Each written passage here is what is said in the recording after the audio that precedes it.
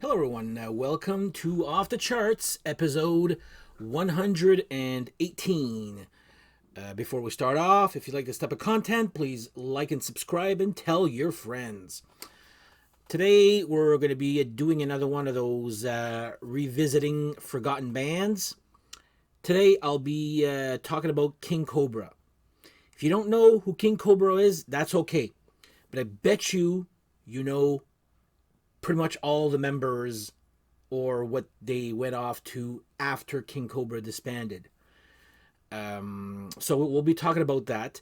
And trust me, there will be some interesting tidbits, some stuff you may not know, some interesting life choices here. So we'll go on with that here. But yeah, let's talk about King Cobra. So another hard rock, hair metal ish type band.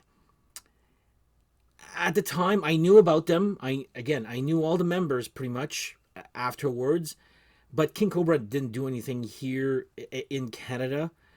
It's again after the fact that I learned and got their music. They have technically 5, maybe 6 albums, and I'll tell you about them all. Maybe you guys can help me out on one, which I'm like a big question mark here. So before we start off, cheers to you guys. Thank you for watching again. Let's talk about King Cobra. King Cobra, spelled with 2 Ks. King and then Cobra with a K.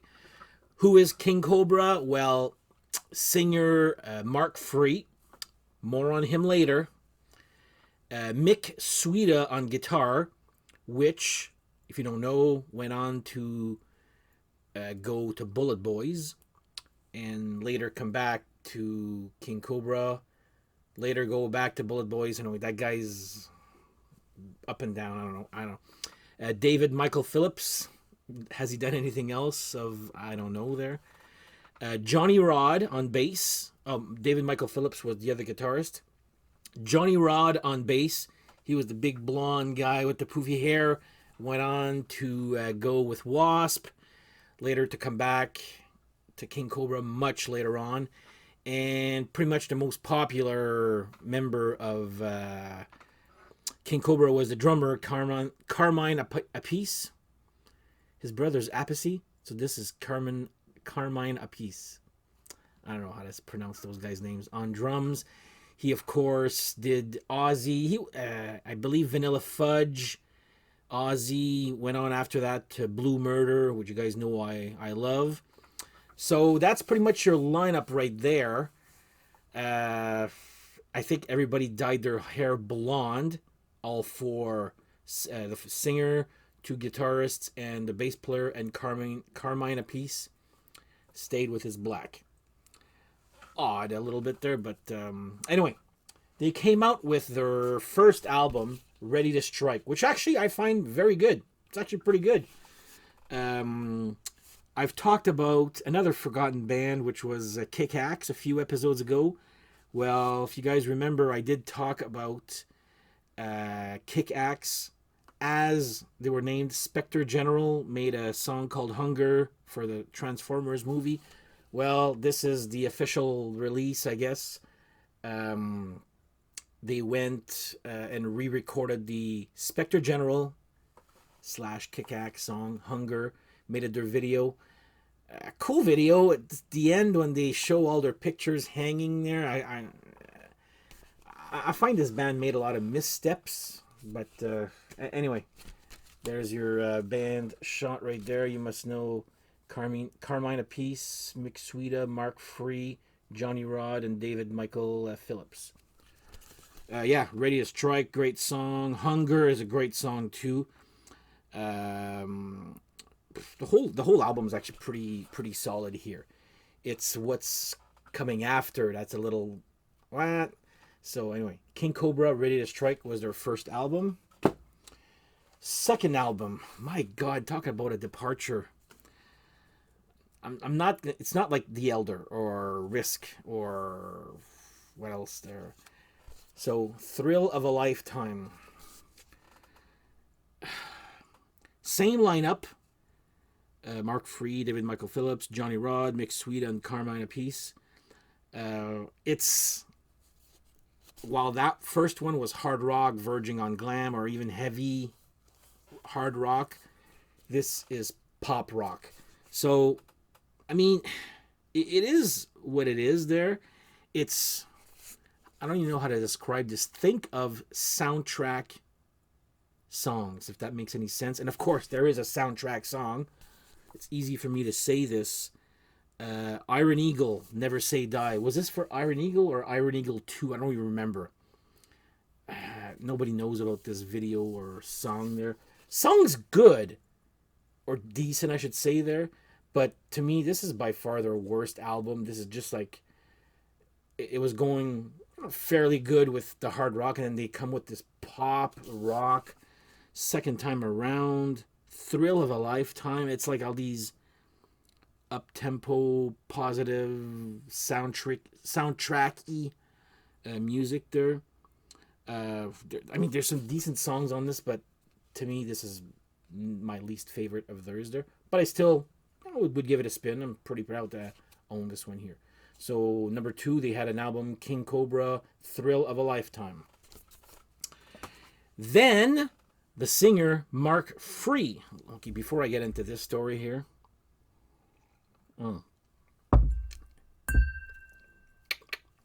Mark Free leaves. He was a singer for King Cobra there, and becomes, instead of now Mark Free, he's now Marcy Free.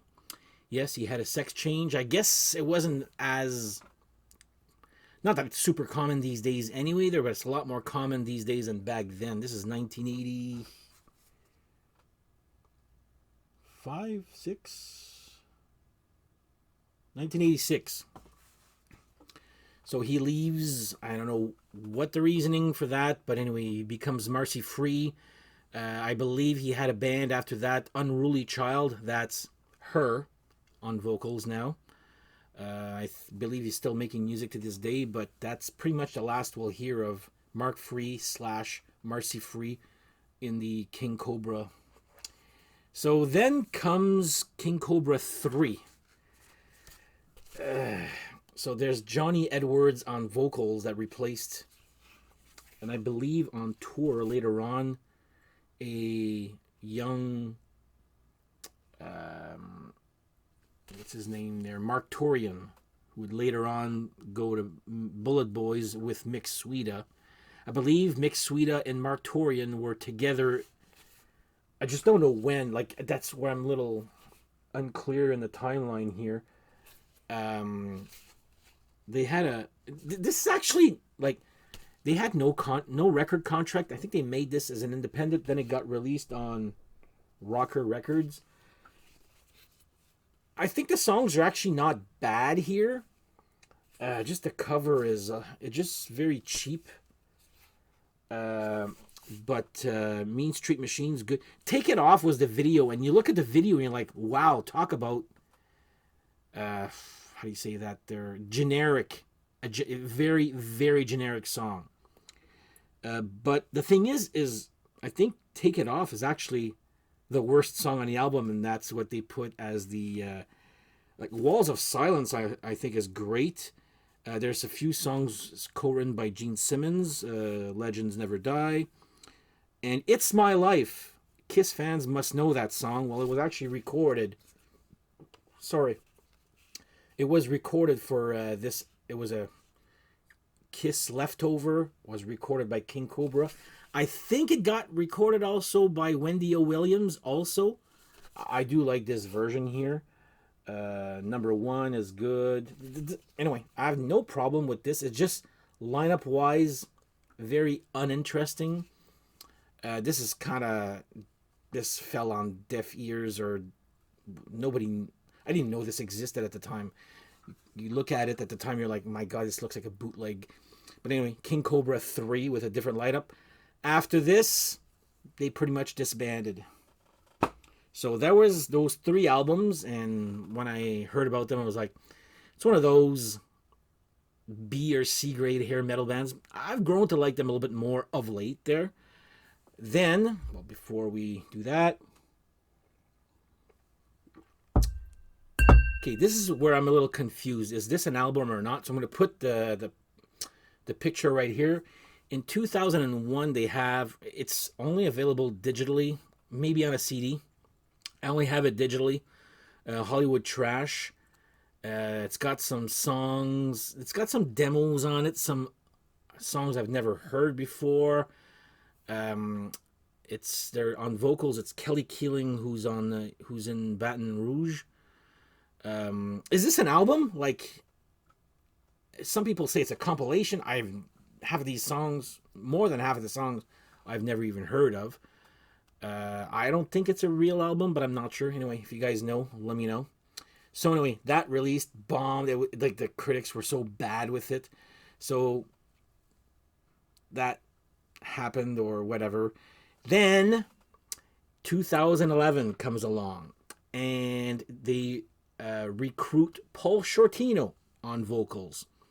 If you don't know who Paul Shortino is, well, he was in Rough Cut. Pretty much, I'm sure that will be a revisiting forgotten bands about Rough Cut one day there.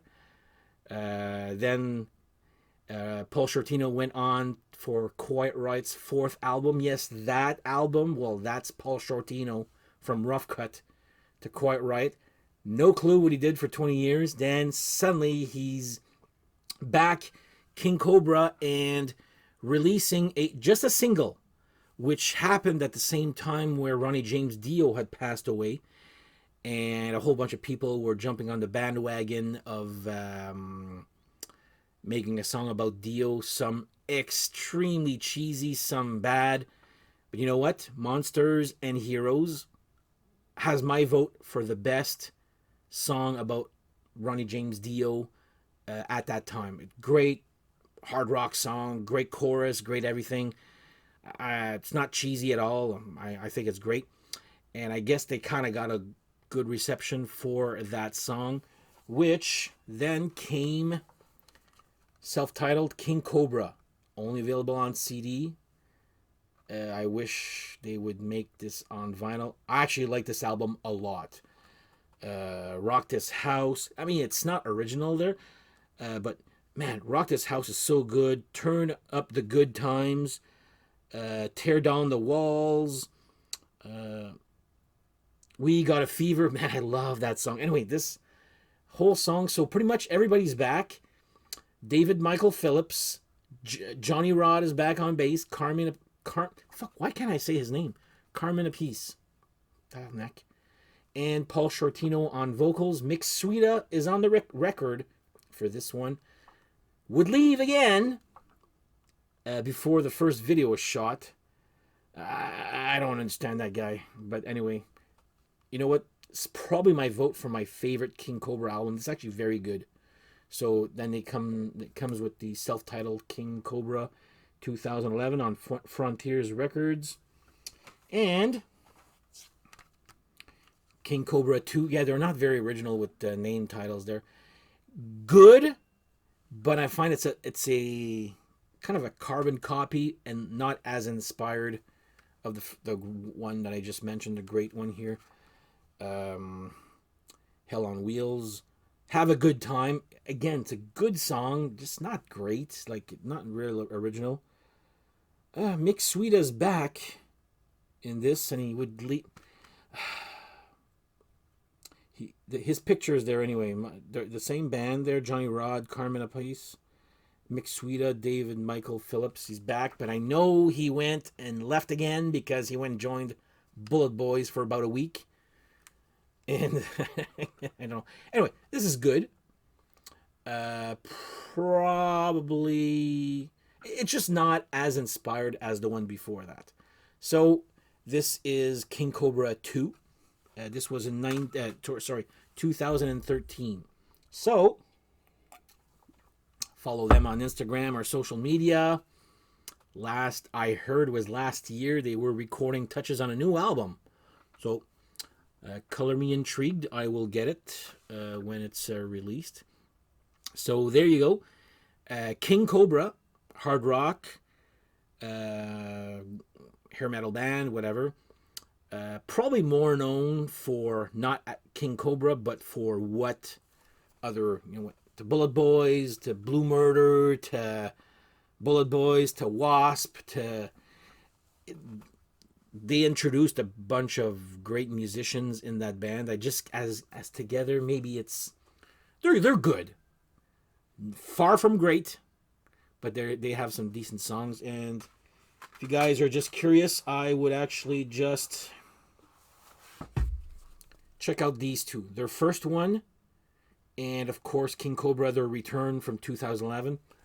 Worst case, go maybe get King Cobra 3. Definitely Thrill of a Lifetime should be your last one getting there, but that's just me. Anyway, that is my story on King Cobra. Hope you guys learned a little bit of something. Anybody in the hair metal era should know who King Cobra is, but I betcha your average population will know more who King Cobra helped make other bands later on. So, on that note, thank you guys again for watching. Thanks you for commenting and all that, chiming in, and we shall see you guys next episode. Take care. Bye-bye.